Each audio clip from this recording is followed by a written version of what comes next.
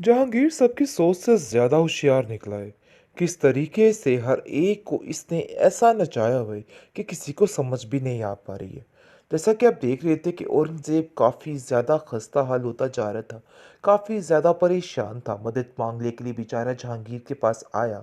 बेचारा तो नहीं है, लेकिन फ़िलहाल उसने शक्ल बेचारों जैसी ही बनाई हुई है।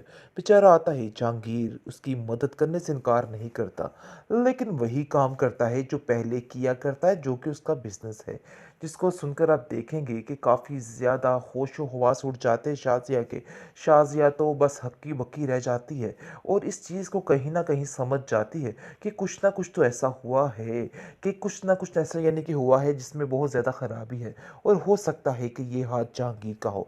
लेकिन औरंगज़ेब कहता है, तुम्हारी बात बिल्कुल ठीक है, क्योंकि औरंगज़ेब अपने दुश्मनी की खातिर कुछ भी कर सकता है। और मुझे समझ नहीं आई कि वो राज़ी कैसे हो गया था। इसका मतलब है कि कोई ना कोई ऐसी बात तो ज़रूर है। लेकिन आप देखेंगे कि ये बात वो कतरा रहे हैं इशरत से करने को, क्योंकि शाज़िया सोचती है कि वो ये बात इशरत से करे। लेकिन औरंगज़ेब उसको मना कर देता है, कहता है कि नहीं, कोई बात इशरत से मत करना। फ़िलहाल इस किस्से को यहीं पे रहने दो। पता नहीं अब हमारा क्या होगा। हम तो बिल्कुल फ़कीरों की तरह ज़मीन पर आकर रह गए हैं। लेकिन आप देखेंगे कि इशरत कहती है कि बहुत अफ़सोस हुआ शाज़िया, तुम्हारे साथ जो हुआ। यकीन मानो, मैं तुम्हारे दुख का मैं दावा नहीं कर सकती हूँ। मैंने तुम्हारी जितनी मदद करनी थी मैंने पूरी कोशिश की है, लेकिन इसके अलावा मैं कुछ भी नहीं कर पाऊँगी। मुझे माफ़ कर देना। जिस पर आप देखेंगे कि गुड्डी भी काफ़ी परेशान है अपने चचा की हालत देख के। लेकिन फिर भी ये सब कुछ जो कुछ हो रहा है, इन लोगों का अपना किया जा रहा है, क्योंकि औरंगज़ेब का गुनाह इतना छोटा नहीं था और इतना मामूली नहीं था कि उसको ऐसे ही जाने दिया। अभी उसको और काफ़ी ज़्यादा तकलीफ़ें मिलनी हैं, वो भी बाकी हैं। दे और मैं ऐसा नहीं चाहती हूँ कि तुम इस घर से चली जाओ।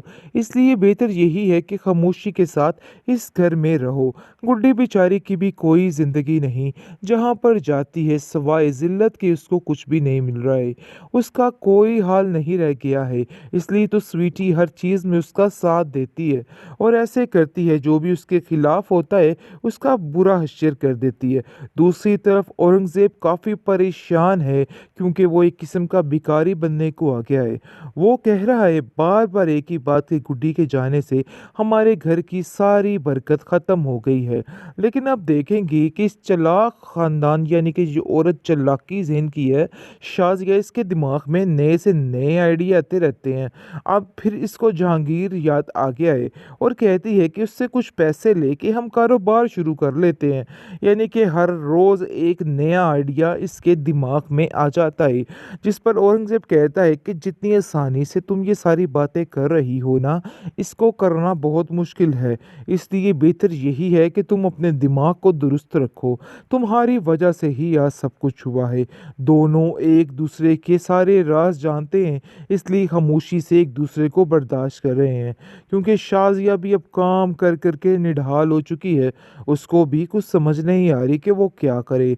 ना इधर की रही ना उधर की रही, क्योंकि अब शाज़िया थक चुकी है और कहती है, अरे भाई मैं क्या करूं, मुझे तो खुद कुछ समझ नहीं आ रही है।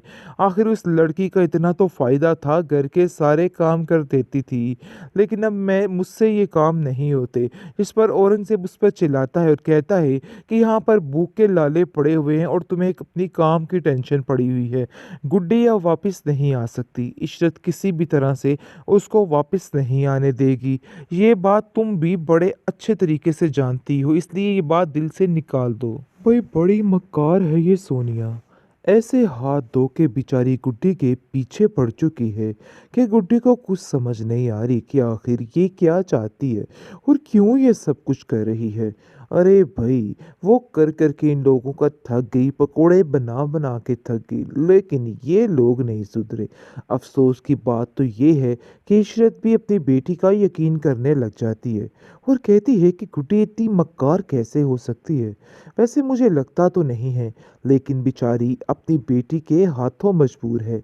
जहांगीर तो अब हाथ उठाने पर आ चुका है। इतना सख्त उसको गुस्सा होता है कि इशरत का कोई हाल नहीं रहता है। लेकिन आप देखें देखेंगे कि सोनिया की चालाकियाँ उसके अपने ही ऊपर पड़ने वाली हैं।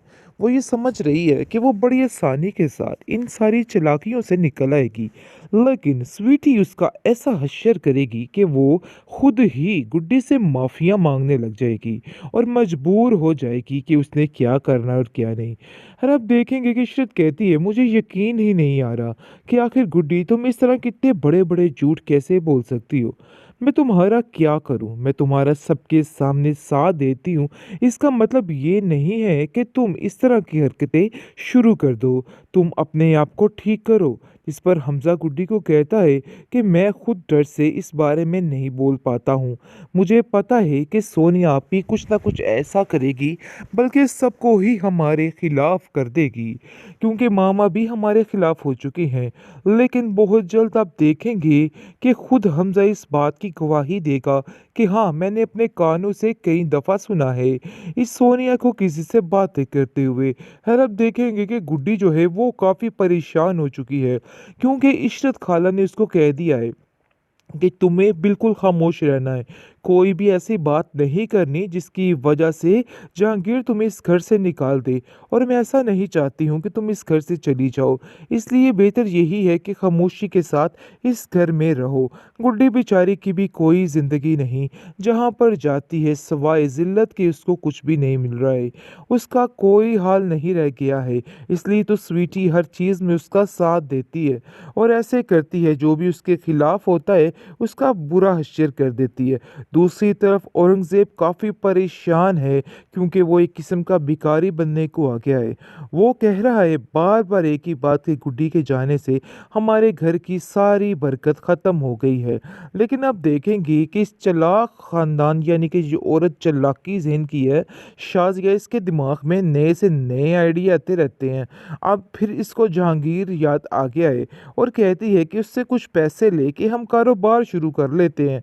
यानी कि हर रोज़ एक नया आइडिया इसके दिमाग में आ जाता है, जिस पर औरंगज़ेब कहता है कि जितनी आसानी से तुम ये सारी बातें कर रही हो ना, इसको करना बहुत मुश्किल है। इसलिए बेहतर यही है कि तुम अपने दिमाग को दुरुस्त रखो।